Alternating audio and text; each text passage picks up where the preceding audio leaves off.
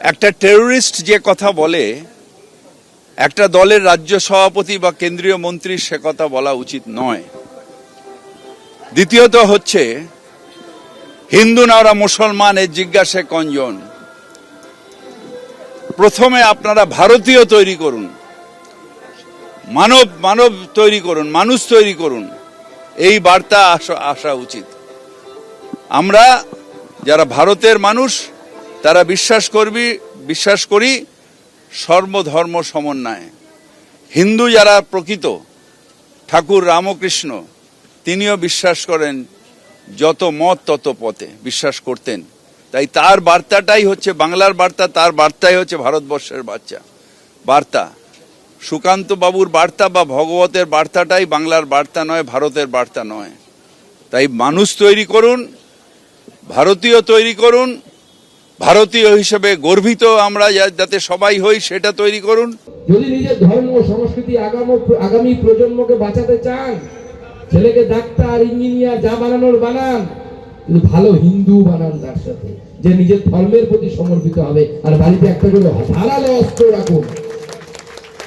আপনার ছেলে যদি ধর্ম সংস্কৃতি রক্ষা করতে না পারে, সে ডাক্তার হোক, অফিসার হোক, যাই হোক, ফুটে যাবে, 2 পয়সা দাম থাকবে না তার, উদ্বাস্তু হয়ে অন্য কোথাও চলে যেতে হবে। তাই এখনো সময় আছে, নিজের ধর্ম রক্ষার অধিকার সবার আছে। তাই ধর্ম রক্ষার জন্য সকলে একত্রিত হন। যেখানে যেখানে সম্ভব হবে ছোট মাপের হোক, এই ধরনের মন্দির তৈরি করুন, বজরংবলীর মন্দির তৈরি করুন। আমরা কাউকে আক্রমণ করতে যাব না, হিন্দু সমাজ কোথাও কোনো আক্রমণ করতে যায় না, কিন্তু আক্রমণ হলে নিজের আত্মরক্ষার অধিকার তো আছে আমাদের। বাঁচতে তো হবে, আপনাকে পুলিশ আসা পর্যন্ত তো বাঁচতে হবে। নরেন্দ্র মোদী বিএসএফ নামাবে, অমিত শাহ নামাবে, সেই অবধি তো বাঁচতে হবে। ততক্ষণটা বাঁচাবে কে? দিদির পুলিশ তো বাঁচাবে না, কারণ ওটা ফিরহাদ হাকিম সাহেবের পুলিশ। দিদির পুলিশ তো বাঁচাবে না, কারণ ওটা সিদ্দিকুল্লাহ চৌধুরীর পুলিশ। দিদির পুলিশ তো বাঁচাবে না, ওটা শেখ শাহজাহানের পুলিশ, শওকত মোল্লার পুলিশ।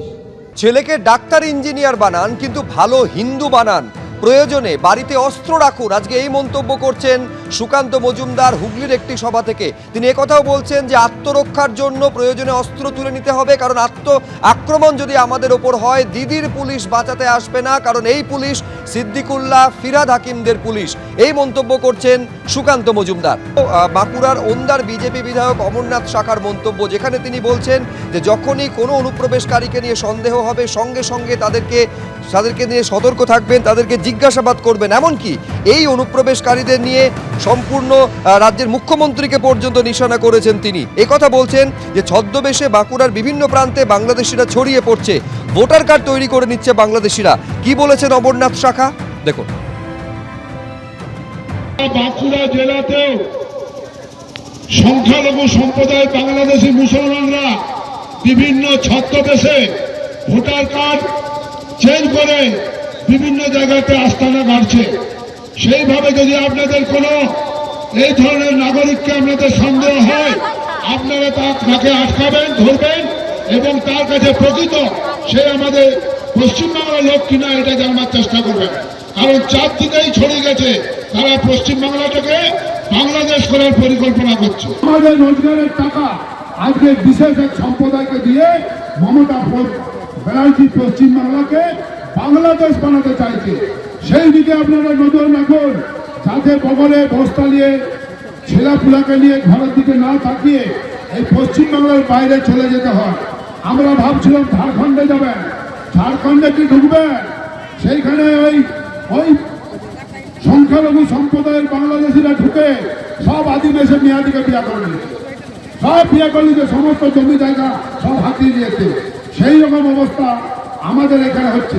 পশ্চিমবাংলাকে একটা বাংলাদেশ বানাবার একটা চক্রান্ত এই তৃণমূল কংগ্রেস সরকার এটাতে অঙ্গাঙ্গিভাবে জড়িত আছে। ফিরহাদ হাকিমের যে বক্তব্য, একজন দেশদ্রোহীর মতন বক্তব্য, তাকে অবিলম্বে গ্রেপ্তার করে জেলে ঢুকানো উচিত। এটা তো সব তো অবৈধ। এখানে যে পুরো কারখানা খুলে দিয়েছে পশ্চিমবাংলায়, পুরো কারখানা চলছে বাংলাদেশি দিকে ঢুকাবার কারখানা। আমি তো পার্ক স্ট্রিটে মাঝে মাঝে আমাদের এমএলএ হোস্টেলে থাকি, যে হোটেলগুলোতে মানুষ ঢুকবার জায়গা থাকবে না। কদিন আগে গেলাম, দেখি সব হোটেল খা করছে, কারণ পুরোটাই বাংলাদেশিদের দখলে ছিল। আমরা যদি আমাদের ভোটকে সঠিকভাবে প্রয়োগ করতে না পারি, তাহলে ওই 29% মুসলমান দিকে আজকে এরা 69% মুসলমান করে ছাড়বে। সম্পূর্ণভাবে রাজ্য সরকারের উদাসীনতা নয়, রাজ্য সরকার সক্রিয়ভাবে মদতে আজকে এই ধরনের জঙ্গি কার্যকলাপ বিভিন্ন জায়গাতে ঘটাচ্ছে এই বাংলাদেশি সংখ্যালঘুরা।